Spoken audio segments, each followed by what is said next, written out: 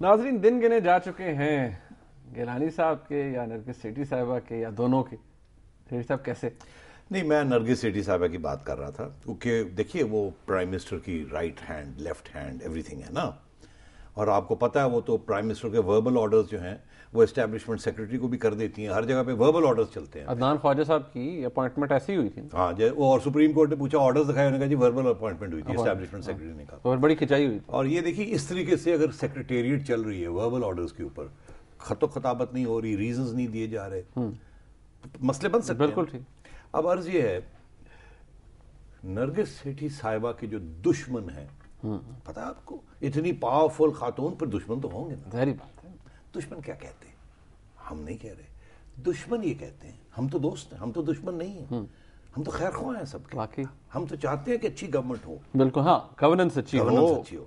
تو ہم کسی کے ذات کے خلاف تو نہیں، مگر دشمن یہ کہہ رہے ہیں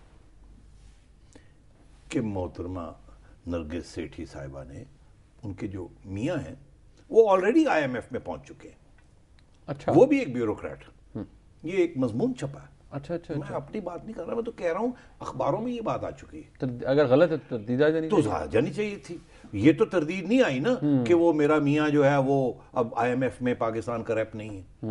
ان کو تو، اور کس نے بنایا، کون ریکمینڈ کرتا ہے، کون پروپوز کرتا ہے، ہوسٹ کنٹری کرتی ہے نا. ظاہری بات. وہ آئی ایم ایف خود تو نہیں لگاتا نا، وہ کہتے ہیں آپ نومینیٹ کر دیجئے آپ کا ڈائریکٹر جو ہمارے یہاں ہوگا. اسی طریقے کے ساتھ ورلڈ بینک والے بھی، وہاں بھی پاکستان کا ایک ڈائریکٹر ہوتا ہے. اور ہیڈ کوارٹرز کہاں ہیں ان کے، ورلڈ بینک کے اور آئی ایم ایف کے؟ Washington D C. تو میاں تو واشنگٹن ڈی سی پہنچ چکے ہیں. بالکل. تو ہو سکتا ہے کہ سیٹھی صاحبہ بھی واشنگٹن ڈی سی پہنچ جائیں ورلڈ بینک میں. اچھا، ورلڈ بینک ہو سکتا ہے نا، تاکہ اکٹھے ہو جائیں. اور یہاں سے بھی یہ جو آگے جو زلزلہ آنے والا ہے یا نہیں آنے والا، مگر مطلب خدشات تو ہے نا، تو اس سے نکلا جائے، ہیپی فیملی ہو جائے، جلدی سے نکلا جائے. تو میں یہ دیکھیے، آپ نے کہا ڈیز آر نمبرڈ، میں عرض کر رہا ہوں آپ سے کہ ضیاء الحق صاحب نے بھی 3 ماہ کی بات نہیں کی تھی، 90 دن کی بات. 90 دن کی بات کی. تو یہاں بھی دن تو 90 دن بھی ہو سکتے ہیں، 30 دن بھی ہو سکتے ہیں. میں یہ 390 دن ہو سکتے ہیں. نہیں، 390 دن نہیں ہو سکتے. اوکے ٹھیک. تو آپ بات، میں یہ ٹھیک ہے، ڈٹرمنسٹک بات نہیں کر رہا ہوں کہ جی اگلے 10 دن میں یہ ہو جائے گا. نہیں، میں آپ کو بتا رہا ہوں کہ ٹینڈنسیز کیا ہیں، فورسز کون سی چل رہی ہیں. اب یہ کب آ کے اسٹرائک کرتی ہیں فورسز، ساری ایک جگہ پہ آ جاتی ہے، مجھے نہیں پتا اس کا. میں کوئی اندر کا کھلاڑی تو نہیں ہوں کہ میں کچھ کسی کے ذہن سوچ لوں کہ کیا. میں آپ کو بتا رہا ہوں ٹینڈنسی کیا ہے، کیا چیز بڑھ رہی ہے، کیا کم ہو رہی ہے. اپنے ویورز کے لیے 2 چیزیں. ایک آپ نے معیشت بتا دی، گرتی ہوئی معیشت، اور میں کہہ رہا ہوں فوج اس سے خوش نہیں. فوج خوش نہیں ہے. ایک یہ وجہ ہو سکتی ہے. دوسری بات میں نے آپ سے کہا کہ پریزیڈنسی بھی خوش نہیں ہے. تیسری بات آپ نے کہا کرپشن سکینڈلز میجر سارے جو ہیں وہ پرائم منسٹر کے کھاتے میں. اور چوتھی بات جو مولانا نے کی کہ policy of national reconciliation, prime minister اس کو سابوٹاج کر رہے ہیں. مطلب ہے وہ نہیں چل رہی. تو گیلانی صاحب کے خلاف جو کیس ہے وہ بڑا اسٹرانگ ہو رہا ہے. اب بات یہ ہے کہ کیس آپ کے کولیشن پارٹنرز بنا رہے ہیں. ٹھیک. کیس آپ کے سیکرٹری لیول کے اوپر کشمکش چل رہی ہے، اور میں سمجھتا ہوں کہ کچھ پیپلز پارٹی کے جو لوگ ہیں وہ بھی خوش نہیں ہیں. ٹھیک. اور ادھر سے فوج بھی خوش نہیں ہے کہ جی یہ کیا ہو رہا ہے، کس طریقے سے ملک چل رہا ہے. اور اگر حکومت نہیں بدل سکتی تو کوئی ہمیں کوئی ٹیکنوکریٹ قسم کا یا کوئی اور پرائم منسٹر دے یا جو کہ دخل نہ دے. اگر خود اس کو نہیں کچھ پتا تو ہماری فائنانس ٹیم جو ہے اس کے اندر تو دخل مت دے نا. فائنانس منسٹری، کامرس منسٹری، یہ منسٹری تو ٹھیک چلنی چاہیے نا. آپ کو یاد ہوگا منیب، خطا کلامی معاف، میں نے کہا تھا کہ ڈیمانڈ ہے to change some ministers, change the team. یہ ڈیمانڈ کہاں سے آ رہی ہے؟ یاد ہے آپ کو، ہم نے ایک پروگرام کیا تھا کہ ایک ڈیمانڈ آ رہی ہے. میں نے آپ سے کہا تھا یہ ابھی نہیں ہوگا. جب یہ اس کی باتیں بند ہو جائیں گی نا تو پھر ہوگا، پھر یہ ہوگا، تاکہ یہ ایسے نہ لگے کہ انڈر پریشر آ کے یا کسی کے کہنے پہ یہ بندوق کسی نے دکھائی اور انہوں نے کیا. اور میں نے میرا یہ خیال ہے کہ جنوری فروری میں یہ چیزیں ہونی ہیں. تو یہ پھر تو اب یہ ایک ماحول بن رہا ہے. ٹھیک، سیدھی سی بات ہے. تو پرائم منسٹر کے لیے بھی بن رہا ہے. تو بالکل پریزیڈنٹ کے لیے نہیں بن رہا، پرائم منسٹر کے لیے بن رہا ہے. اب بات یہ 2 باتیں رہ گئی. ٹائم کتنا ہے؟ ابھی ہے آرام سے. کیا پرائم منسٹر صاحب، وہ کہتے ہیں انگریزی میں رائٹنگ آن دا وال، وہ جو دیواروں پر لکھا ہوا پڑھ لیں گے، ان کو سمجھ آ رہی ہے یہ کیا ہو رہا ہے، کدھر جا رہے ہیں، ان کی نااہلی یا کمی کہاں ہے، مسئلہ کیا ہے، کس طریقے سے اس کو ٹھیک کرنا ہے. ایک اور دوسرا یہ کہ اگر نہیں کریں گے تو پھر کیا ہوگا.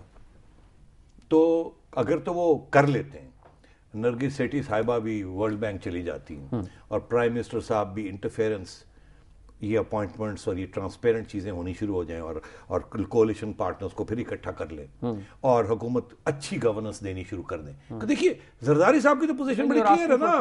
ارے یار زرداری صاحب تو کہتے ہیں میرے پاس کچھ بھی نہیں ہے, کوئی پاور ہی کوئی نہیں, سارا دے دیا, سب کچھ دے دیا. جو آپ سیٹھی صاحب کہہ رہے ہیں کہ یہ بھی ٹھیک ہو جائے, then we are asking for too much, کہ بہت کچھ ٹھیک ہو جائے. تو اب دیکھنا یہ maybe if we are asking for too much then the prime minister cannot stay because he can't deliver. But if he is able to deliver, اور یہ ایک پریشر ہے پریزیڈنسی سے بھی, فوج سے بھی, وہ چاہتے نہیں ہے کہ یہ چلے جائیں, کیونکہ بائی دا وے اس کی طرف بھی آتے ہیں کہ اگر یہ جاتے ہیں تو کیسے جائیں گے اور کیا اس کے امکان کیا ہو سکتے ہیں, پھر آگے خطرے کیا ہیں, وہ الگ بات ہے. کوئی ریزسٹ کرے گا, ہاں وہ الگ بات ہے. مگر میں یہ سمجھتا ہوں یہاں دونوں باتیں چل رہی ہیں اس وقت. یہ ایک پریشر بن رہا ہے کہ پرائم منسٹر صاحب ڈیلیوری کریں نہیں تو سارے لگے نہ جائیے. یہ بھی تو پریشر ہے. تو یہ اس کا یہ مطلب نہیں کہ پرائم منسٹر گھر جا رہے ہیں, مگر ایک ماحول بن رہا ہے کہ اگر جیسے وہ ایک ماحول بنا تھا کہ یہ اگر گورنمنٹ نے ٹھیک نہ ہوا, زرداری صاحب یہ نہ ہوئے تو یہ ہو جائے, اب پھر ایک ماحول بن رہا ہے. اس دفعہ فوکس پریزیڈنٹ کے اوپر نہیں ہے, پرائم منسٹر کے اوپر ہے.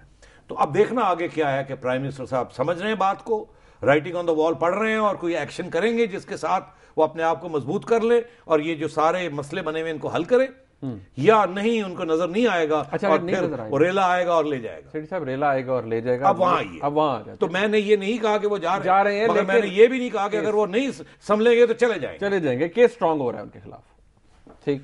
اب وہ ریلا, اب دو باتیں. پریزیڈنٹ صاحب یہ ماحول بن رہا ہے, ماحول اور بنتا ہے تو ایک وقت آتا ہے کہ پریزیڈنٹ صاحب کہتے ہیں پرائم منسٹر صاحب کو کہ گائیں صاحب پارٹی کے اندر بڑی بڑبڑ ہو رہی ہے, باہر بھی بڑی بڑبڑ ہو رہی ہے, لوگ خوش نہیں ہیں, اور فوج کی طرف سے بھی اب وہ کہہ رہے ہیں کہ آپ یہ نہیں ٹھیک, بیٹھ گئی, یہ نہیں ہوا, وہ میں کیا کروں, میرے پاس تو کوئی پاور نہیں, میں تو سارا آپ کے والے کر دیا, نہیں چلا, سب کچھ آپ کو دیا ہوا, تو آپ ہی نے چلانا تھا. میری تو یہی امید تھی کہ میں انٹرفیئر نہ کروں, مگر اب میں کیا کروں. تو آپ ذرا سائڈ پر, تو اب بتائیے پھر راستہ کیا ہے.